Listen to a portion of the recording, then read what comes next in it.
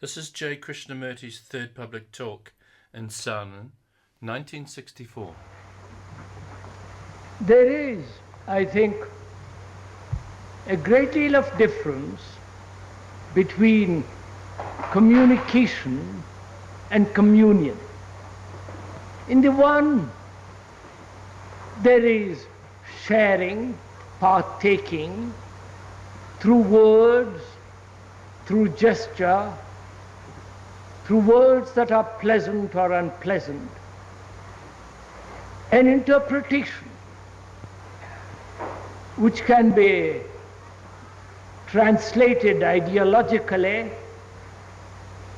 and interpreted according to one's own particular idiosyncrasies, temperament and background. But in communion, I think it is something quite different. In communion, there is no sharing, there is no interpretation, there is not communication in the sense that you are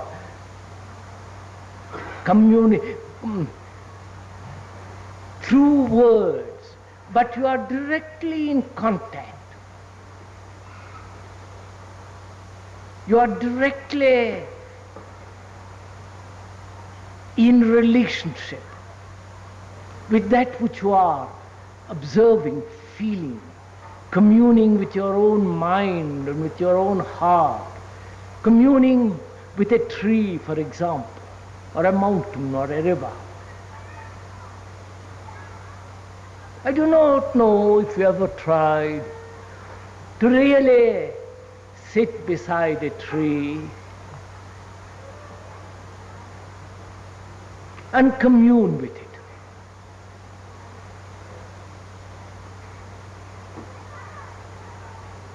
It is not a sentiment, there is no emotionalism. You are directly, if you have tried it, directly in contact with extraordinary intimacy.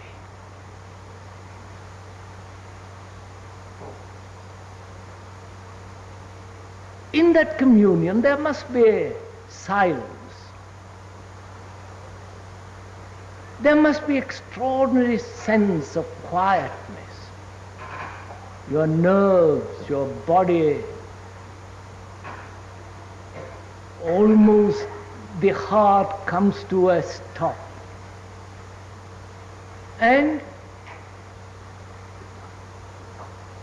there is no interpretation, there is no communication, sharing. The tree is not you, or you are identifying with that tree. There is only that sense of extraordinary intimacy in great depth of silence. I do not know if you ever tried it. Try it sometime.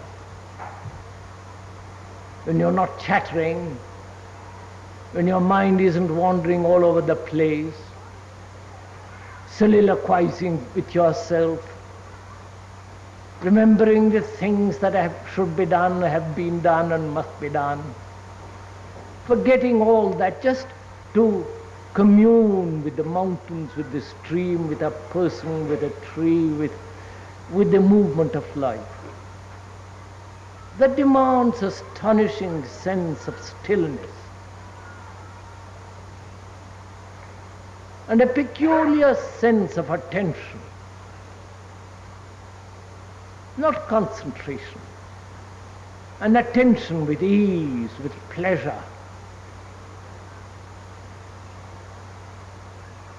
So I would like to commune this morning about what we were discussing the other day.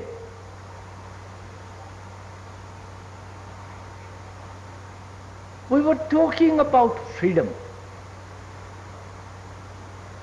and the quality of that freedom.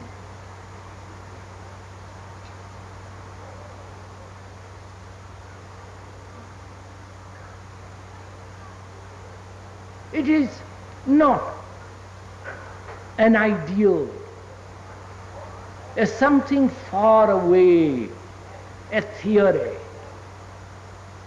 an idealization of a mind that is caught in a prison. Therefore it becomes a theory. But if one has ever felt this extraordinary quality of freedom,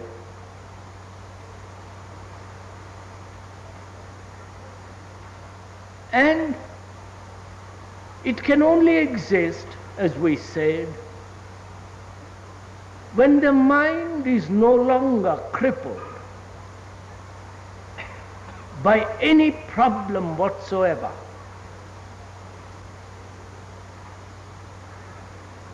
A mind that has problems can never commune with freedom,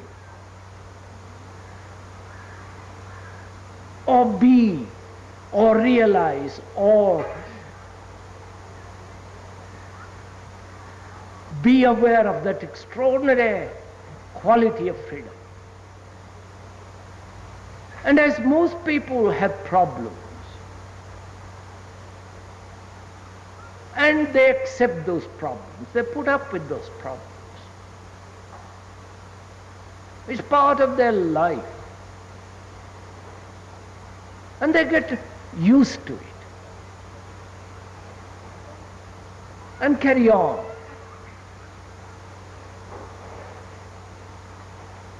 And by accepting, by getting used to it, those problems are not dissolved. They're not consciously or unconsciously have found a resolution.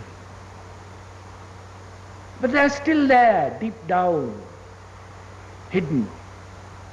And if you scratch the surface, there you see festering away these problems. And most people live in that state, perpetually accepting one problem after another,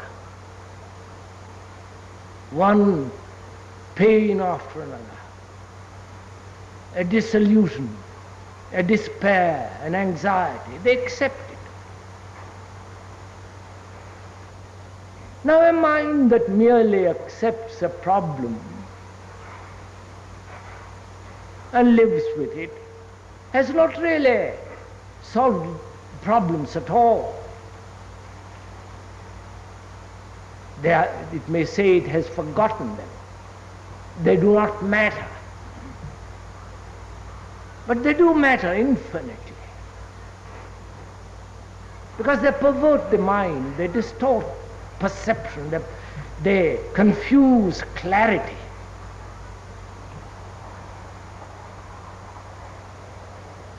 And as with most of us,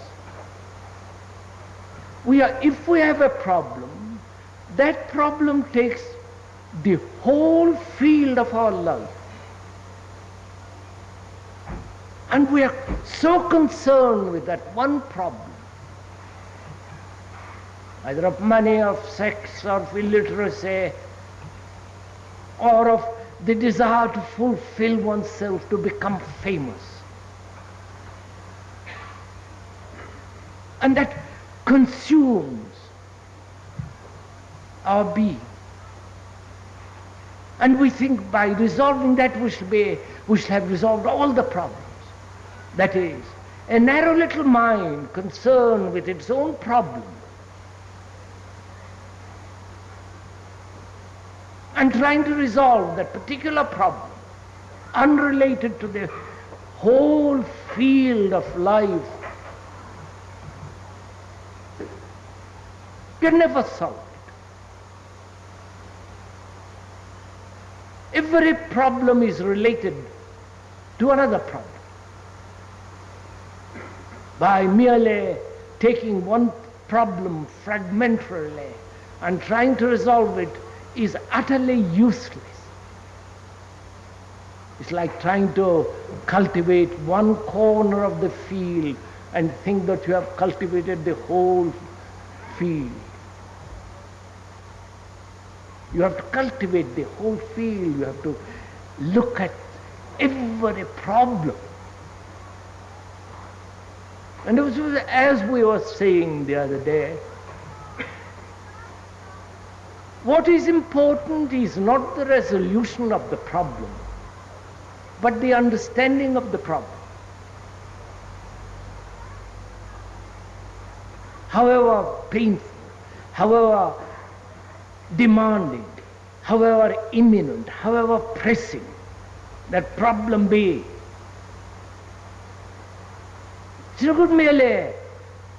it seems to me, and I'm not being authoritarian or asserting dogmatically, it seems to me that such a mind that is only concerned with that one particular problem indicates a very petty little mind. And a petty little mind trying to solve its own problem can never find the way out of it. It can escape, it can be quarrel, bitter, cynical, despair, but it will never find an understanding of the whole problem of existence. So, if we are dealing with problems, we must deal the totality of the problem, not a particular problem.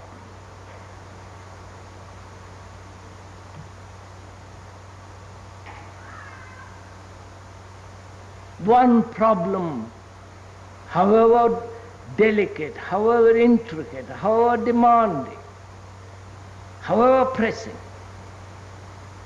is related to other problems.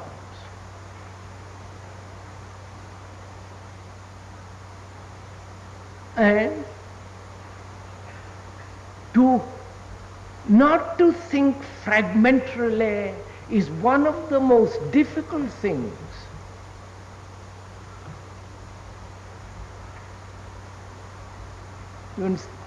Not to think of a particular problem.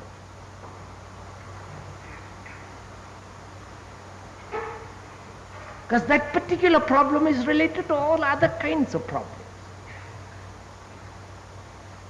But that particular problem is so urgent, so painful, so insistent. We think we must solve it immediately in a particular way, without taking into consideration the whole network of problems.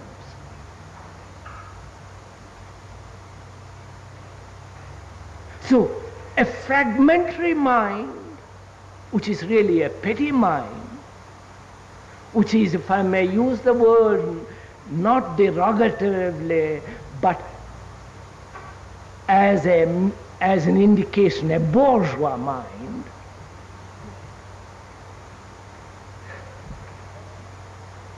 a mediocre mind.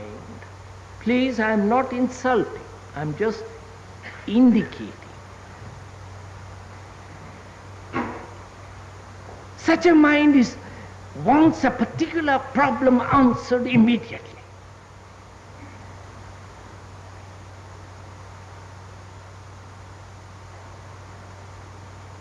It's like a person who is jealous, is consumed by jealousy, and wants to do something about it, which is to hate, get angry, be bitter. But that particular problem is related very deeply to other issues. And so we have to consider the whole problem, not a particular problem.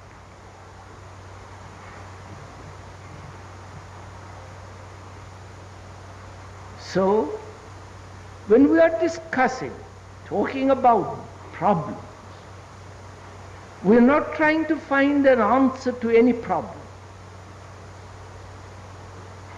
As we pointed out, such an inquiry to find an answer to a problem is an escape from the problem.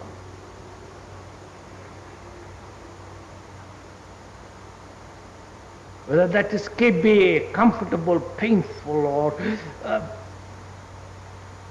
demands certain intellectual capacity, it is an escape. So, if we are to resolve to be free so that the mind is completely quiet, released from all pressures, all problems, so that it can perceive, and it can perceive only in freedom, then our question is not how to resolve a problem, but to understand the problem. The understanding is far more important than the resolution of a problem.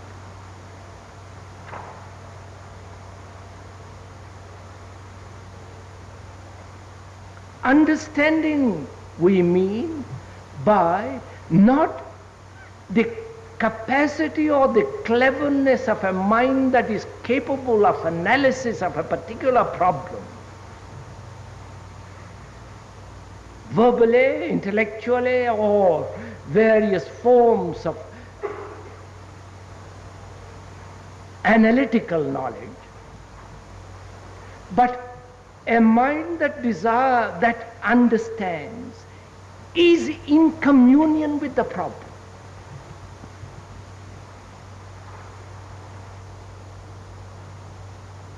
Not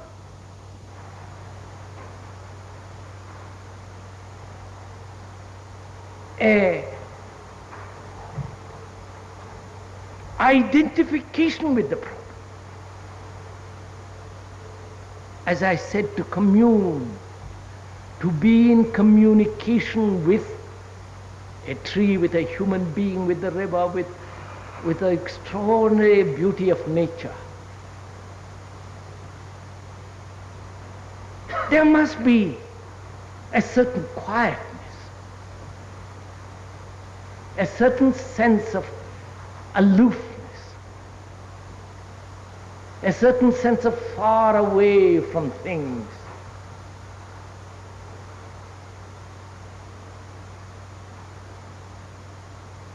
So, what we are trying to do, or rather learn, is to find out how to be in communion with the problem.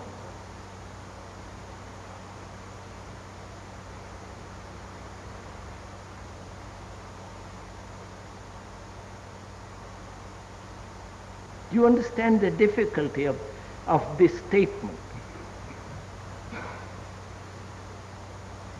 When there is a communion with a something, there is the absence of thought.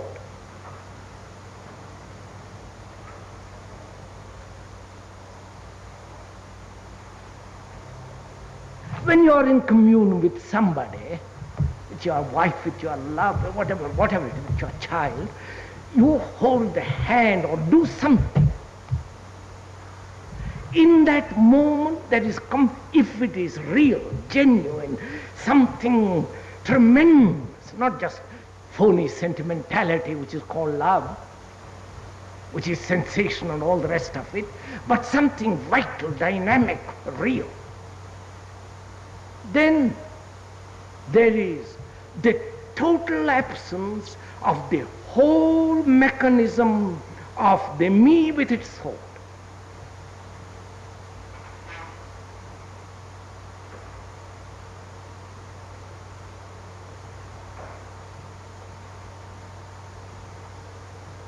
So, to be in communion with problem implies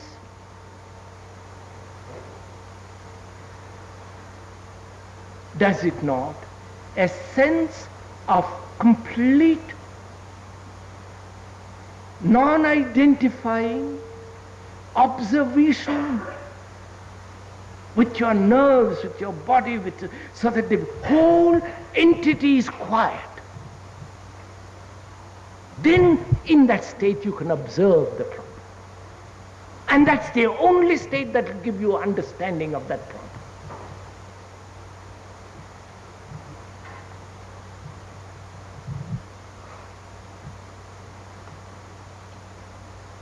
You know, the so-called cold artists,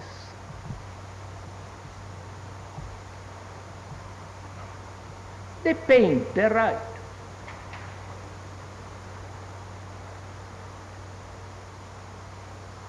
I wonder if they are really in communion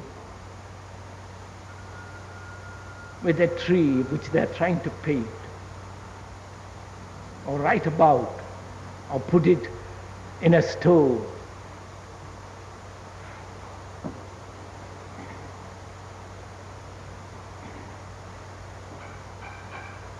You know,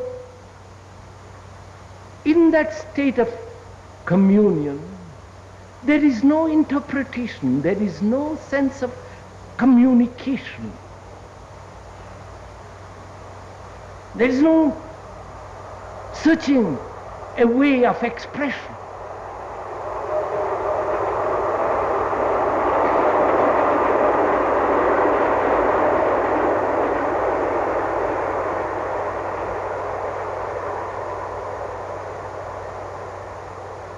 Whether you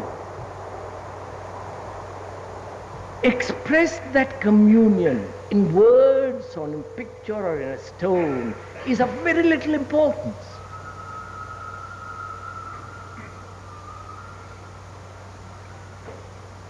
The important comes only when you want to express it, show it, become famous, sell it, do something with it.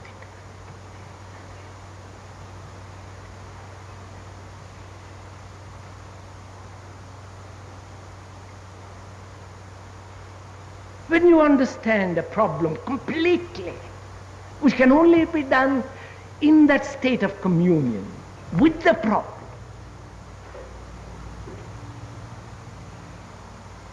then you will find the problem is not at all important. But what is important is the state of the mind that is in communion with the problem.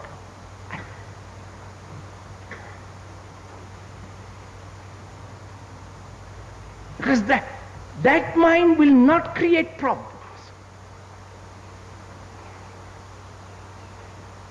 It is the mind that is not capable of communion with the problems, a mind that is self-centered, that is egotistic, wants to express itself and all the rest of the usual nonsense.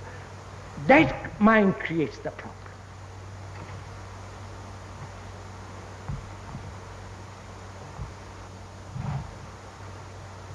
So as we were saying the other day,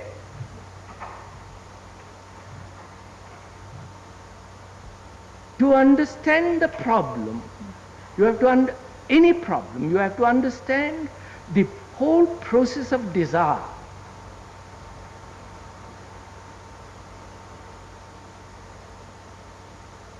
Which is,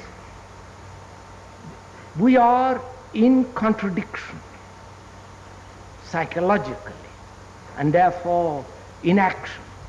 Think one thing and do another. We are in a state of contradiction. Otherwise there would be no problem.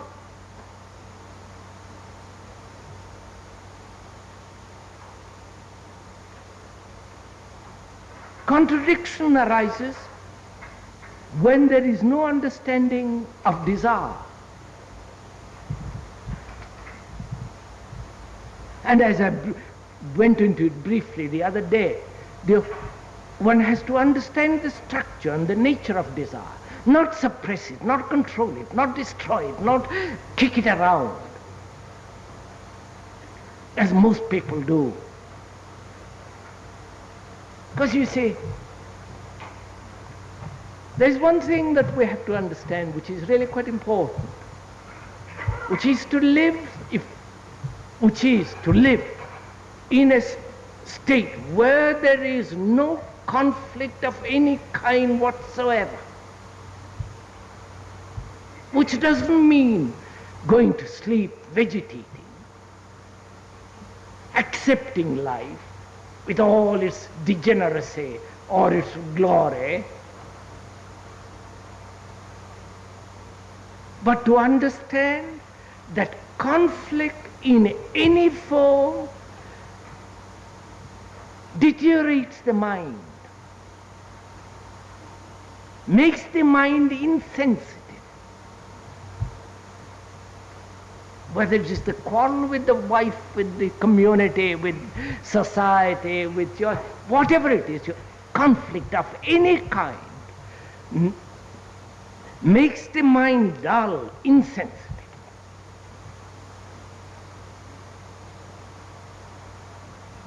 So,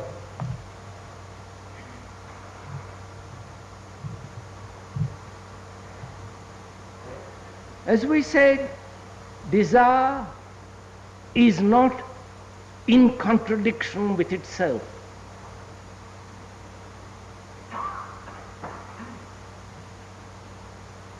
It is the end of object, the end of desire.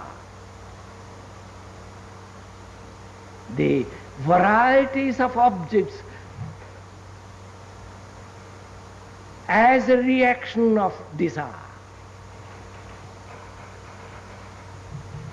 These create contradiction.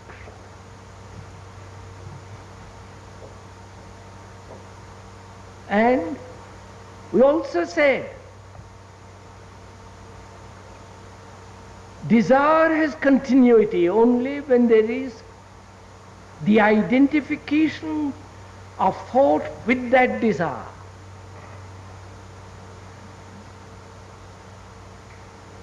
I can look at a beautiful carved woman, a house,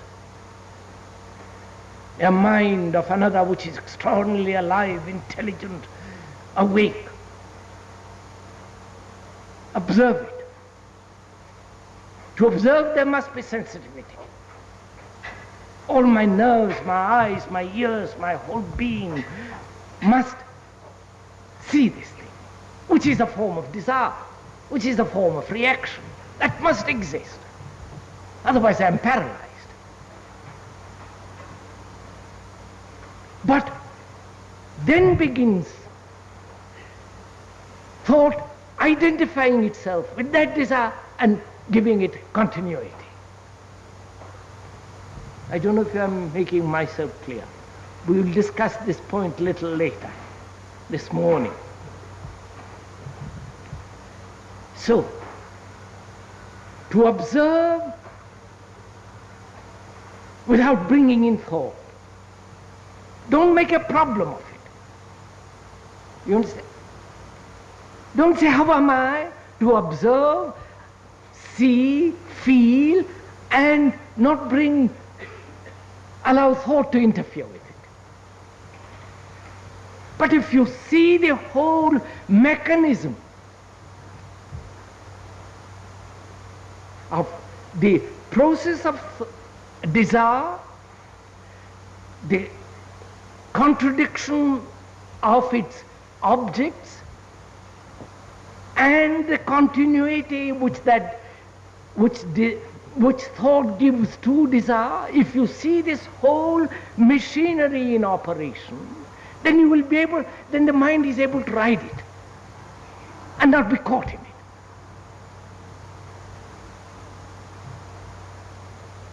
You know, when you drive a car, you have learned about it. You have studied how to drive, how to put on the brake, the pedal, and you know the whole business. You have looked at it. You have enjoyed the movement of driving. So in the same way, one has to know the extraordinary delicate mechanism of this. Not be instructed, this is this and that is that. You have to learn. And to learn, you must have delicacy, sensitivity of approach.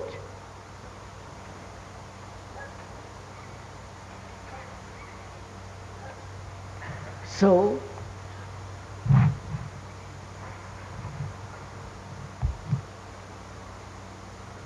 the resolution of a problem is not important, but the understanding of the problem is. And a problem arises only when there is a contradiction, which implies conflict. And conflict implies, does it not, effort.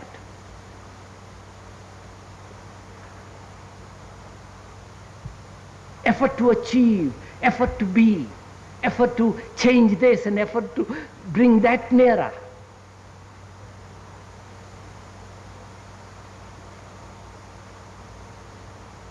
And this effort has its origin in desire, which thought has given continuity to. So you have to learn about this whole process. Learn, not be instructed by me, by the speaker. That has no value at all. As we said, we are learning, not being instructed. You are not listening to me, to the speaker. Don't do it, because it'll have no value at all. The telephone, the instrument, has no value at all. None whatever. But what you hear through the telephone is, it may be rubbish, it may be nice, it may be unpleasant, it may be stupid, it may be real, it may be false, but what you hear is important, not the instrument itself. You can go to any post box. But we attach importance to the instrument. We think the instrument is going to teach something. And I've been insistently warning against that. The stupidity of a mind that says the instrument. Burn the instrument. That is least important. So we are here to learn. And you are not listening to the speaker, you are listening to yourself. You are listening, you are observing, you are in communion with your own mind and the operation of desire, how the problem arises, so that you become intimate with yourself. And that intimacy can only be understood, felt very deeply when you approach it very quietly. Not with it saying, I must solve it, getting agitated, excited, perspiring over the beastly thing.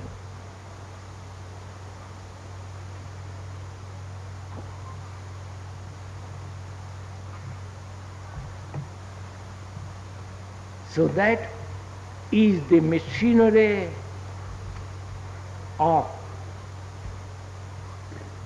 a problem arising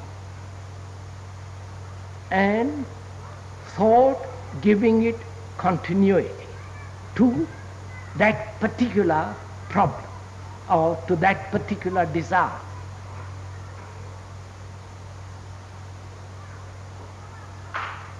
So, as we said, there are two questions involved in this. The arising of a problem and the immediate ending of the problem.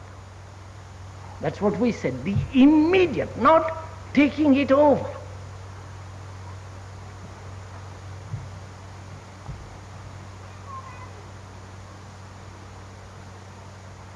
Now we're going to talk about, learn about the ending of the problem, of a problem, of problems immediately.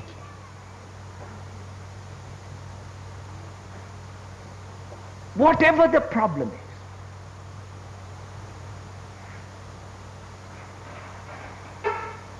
We said thought gives continuity.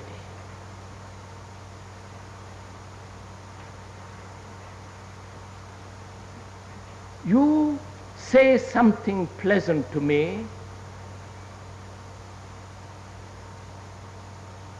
and it pleases me.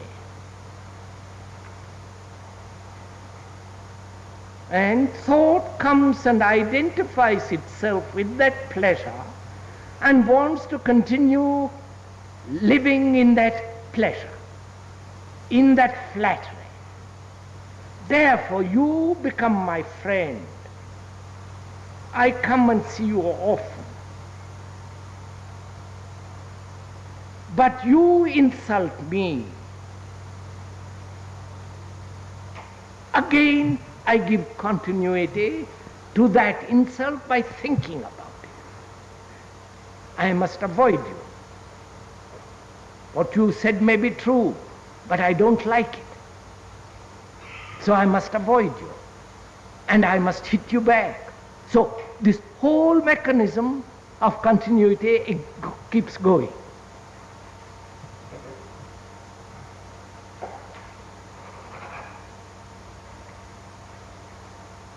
So I think that's fairly clear.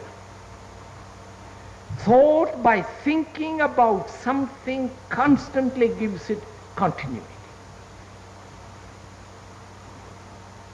You, because you think about yourself, your family, your, all the messy stuff about yourself and all the pleasures and all the illusions about oneself, you think about it constantly, and therefore there is a continuity to it.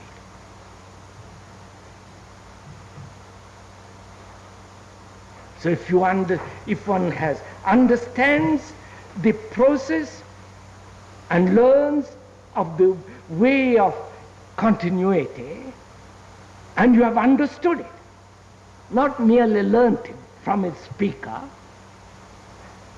then when a problem arises, you can look at it completely. Be in complete communion with it. And you can only do it when thought doesn't interfere. And therefore immediately ending of that problem, not carrying it over. Is this very clear?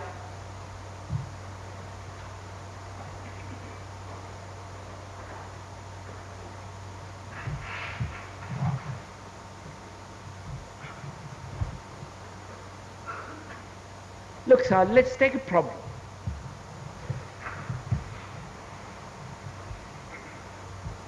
Most of us want to be secure. Security is one of the animalistic demands of human beings. The desire to be secure. It is necessary to be secure physically. You must know where you get your food, next meal, where you live. You must have certain security physically. Unless you live in the East where you can play around with physically not being secure, you can go from village to village and do all kinds of stuff. But unfortunately or fortunately you can't do that here. If you do, you'll be put in prison, vagrancy and all the rest of it. The urge to be secured is extraordinary. In the baby, in the child, in the animal, it is very strong.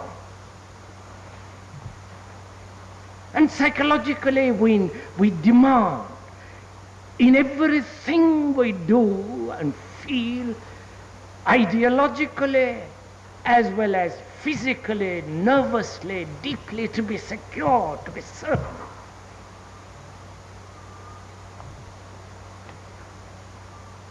And that's why we are competitive. That's why we are jealous, greedy, envious, brutal.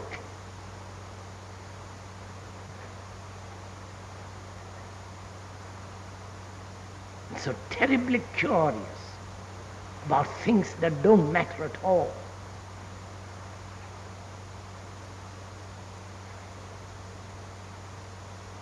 So the demand for psychological security, being so insistent, brought over for 2 million years and more.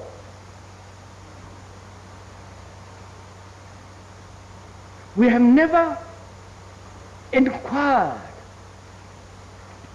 the truth of that, truth of it. We have said we must have security in my relation with my family, with my wife, with my children, with my property, with my God, with my belief. I must be secure.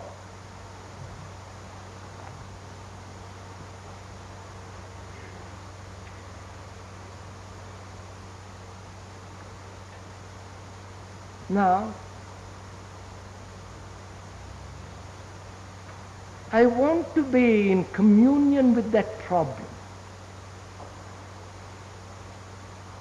Because security is a problem, psychologically. You understand? If I am not psychologically secure, for most people, they go off the deep end. They become neurotic. They become peculiar. And their look is in the face, you can see it.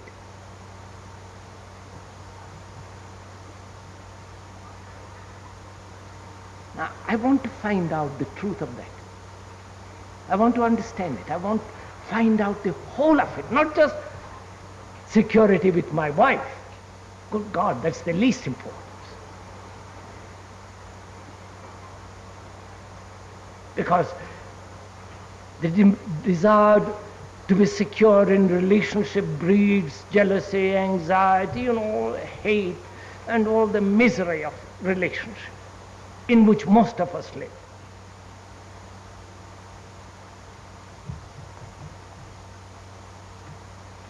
Now, how is the mind, which has demanded for so many million years, insisting that it be secure,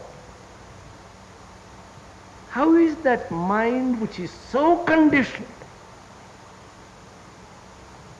to find out the truth of security, and to find the truth of that matter, one has to be in complete communion with it. Not be told by another there is or there is not, which is too silly.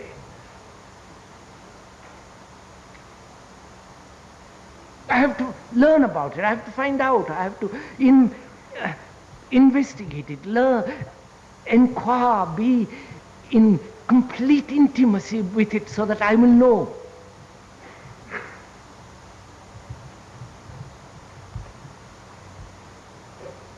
Because that is probably the major problem with most of us.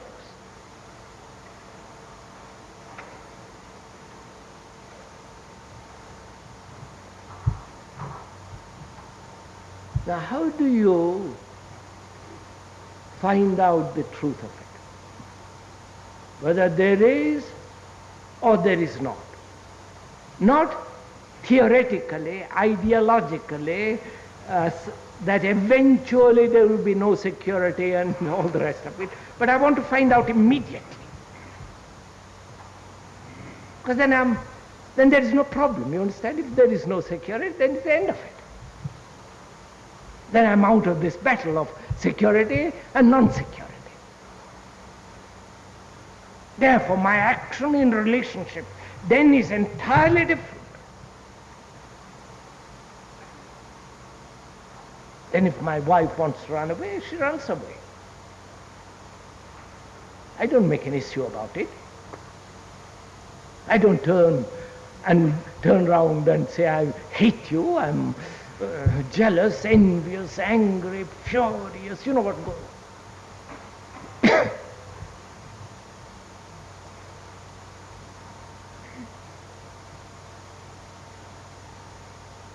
I see you're paying much more attention to this, I see, all right. You're much more familiar with this than I am. Huh? Allora, avanti.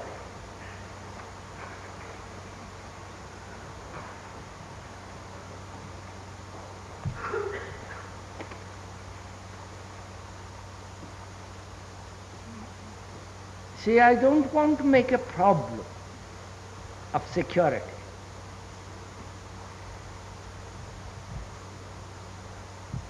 As I said, I don't want a problem in my life.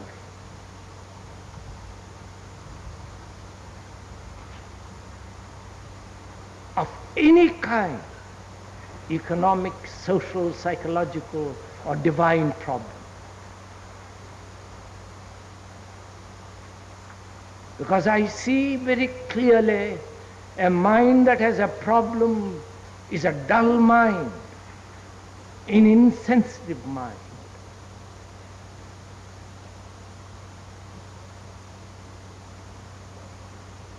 And it is only a highly intelligent, highly sensitive mind which is intelligent mind. A sensitive, highly sensitive mind is the only intelligent mind. And highly sensitive mind cannot have problems. If it has, it is not sensitive and therefore not intelligent.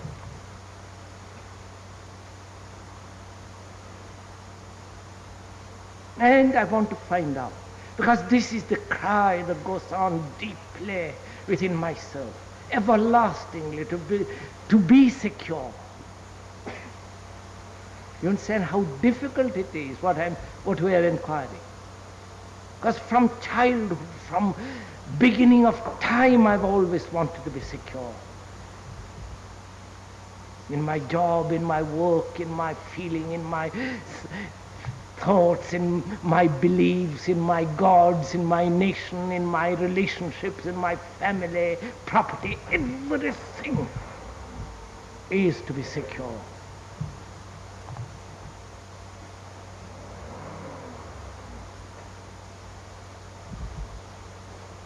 Therefore, memory, tradition, the past plays such extraordinary role and importance.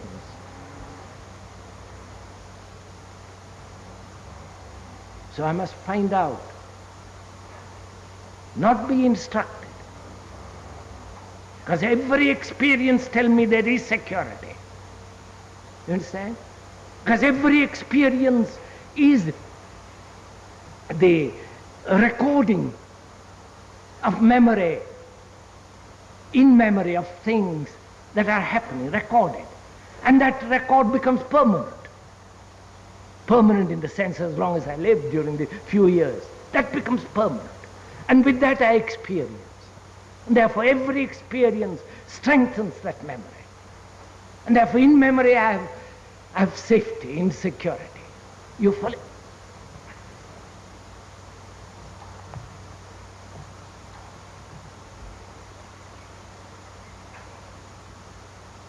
So I have to be aware of this extraordinary process of my conditioning.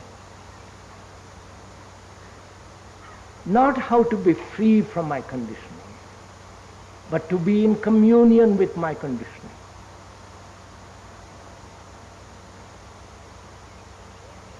Then I can look at the problem of security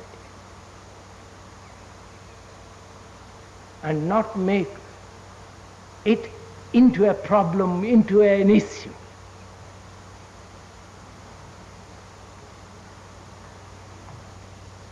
Right? Is this so far clear? Would you like to discuss up to now, ask questions up to this point?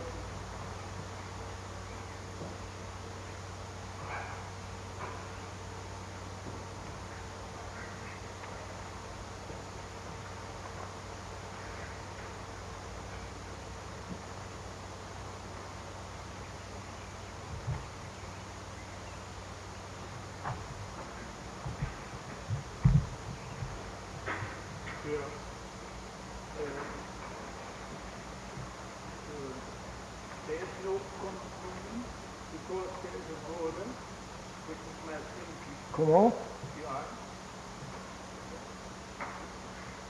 There is no communion because there is a border which is the eye, my thinking. No, no, sir. I said, what is communion? I explain what I mean by communion.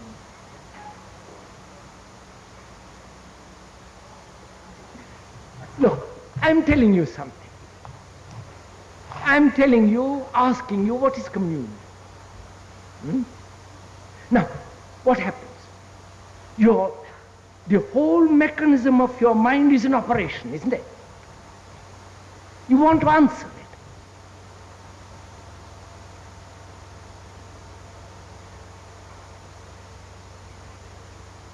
But you don't listen.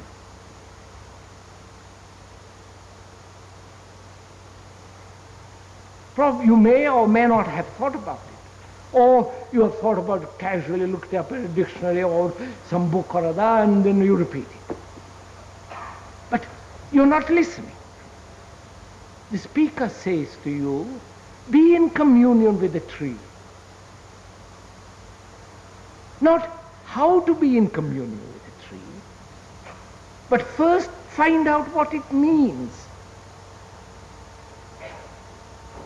I do not go and sit beside a tree, facing the tree or the river or the mountain or your wife or the child, God knows what. Just look at it. What does it mean to be in communion? It means that there is no barrier between that which you observe and the observer. Right? No. The observer is not identifying himself with the tree, with the person, with the river, with the mountain, with the star. There is no barrier. There is not you with your complex thoughts and anxieties, all that, and that observing the tree. That which observes the tree is not in communion with the tree. To be in communion with your own heart, with your own mind, with your own being, demands tremendous space, silence, quietness, with your body, with your mind, with your heart, with your nerves, everything still. Don't say, how am I to be still? Don't make stillness another problem. Just see that there is no communion if the mechanism of thought is in operation.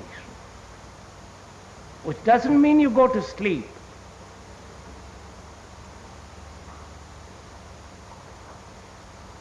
Probably you've never done it.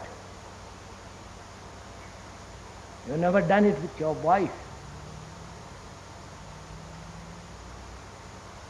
That's the first thing. You never begin with your wife, with whom you sleep, breed, and have children, and all the rest of the business.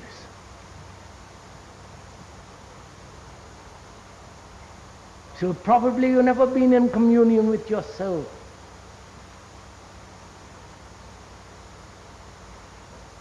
If you're a Catholic, you go to church and receive a communion. That's not it.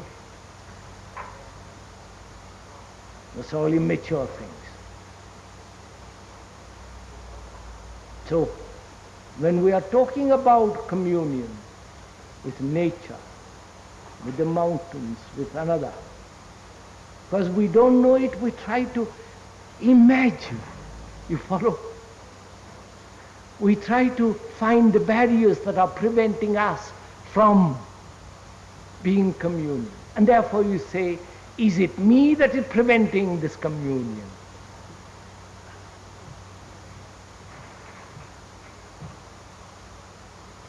Don't make another problem, for God's sake, of communion.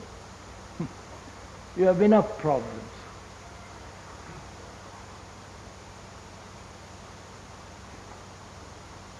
So just listen. You are in communion with me, and I am in communion with you. I want to tell you something. And therefore you have to listen.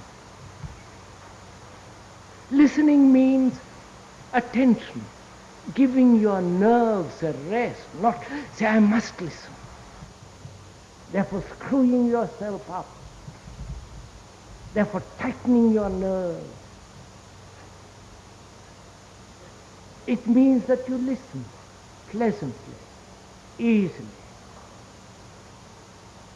Find out, inquire in silence, so that you find out what the speaker wants to say. It may be utter nonsense what he is talking about, or it may be something real, but you have to listen.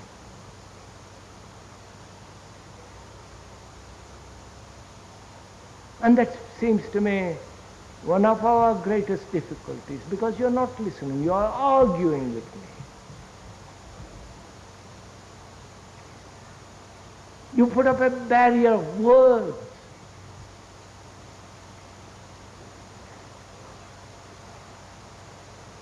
So I'm saying,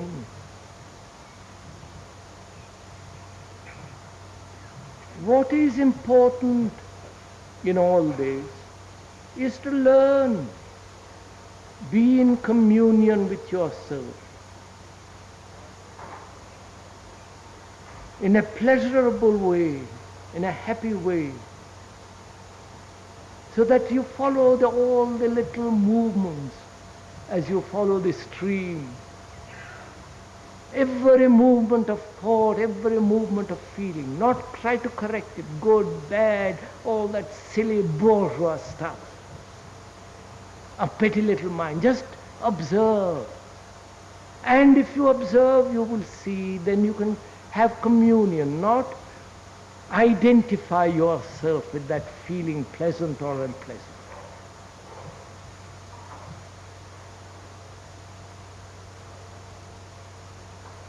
So in the same way,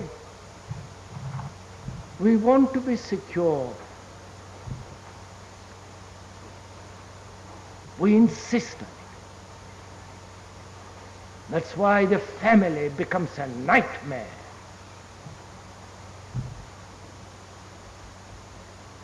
A dreadful thing.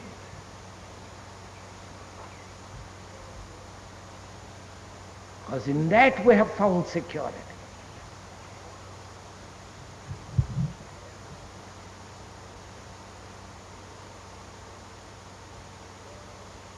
Then it is the nation, it is the, all that business, you go through all that stupid stuff. Family is all right, but not as a means of security. Then it is a deadly prison.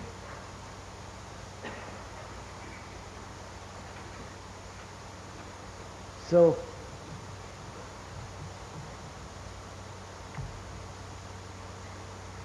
to find out the truth of security, you have to be in communion with the desire that is constantly repeating itself in different forms to be secure, the desire to be secure, not only in the family, but the memories.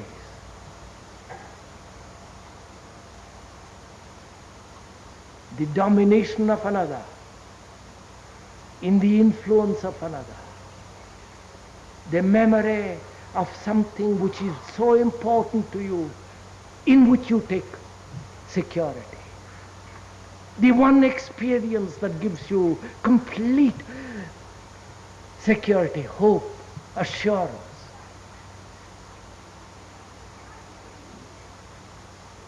And the security of cleverness, of knowledge.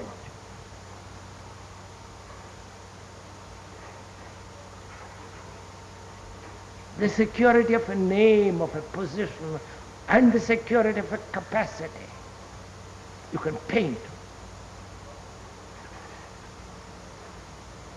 Or you can have or you can play the fiddle or do something gives you security.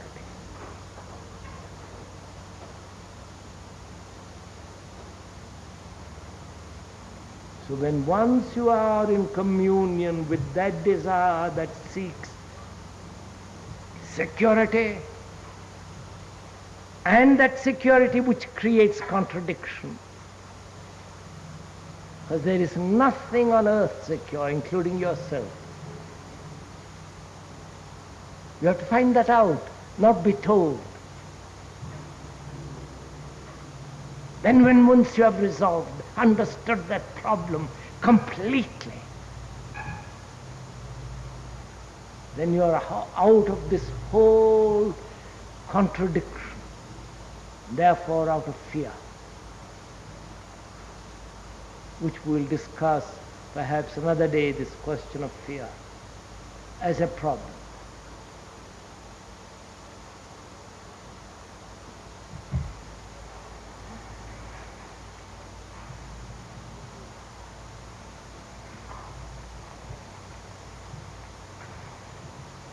Isn't that enough for this morning?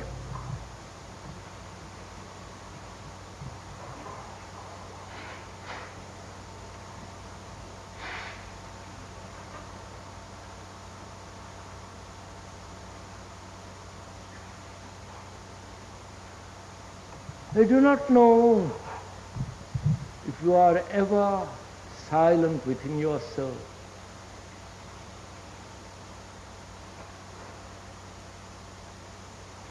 Walking down the street, observing without thought,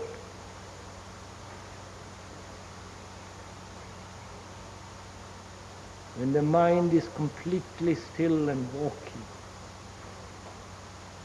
listening. When you are driving, to look at the road, at the trees, at other cars passing by, just to observe without recognition, without all the mechanism of thought coming into operation.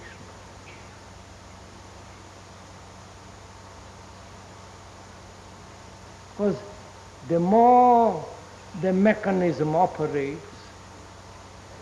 the more it wears out the mind.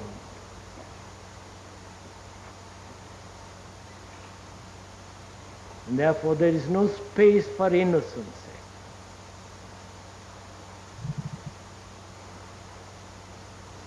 And only the innocent mind that can see reality.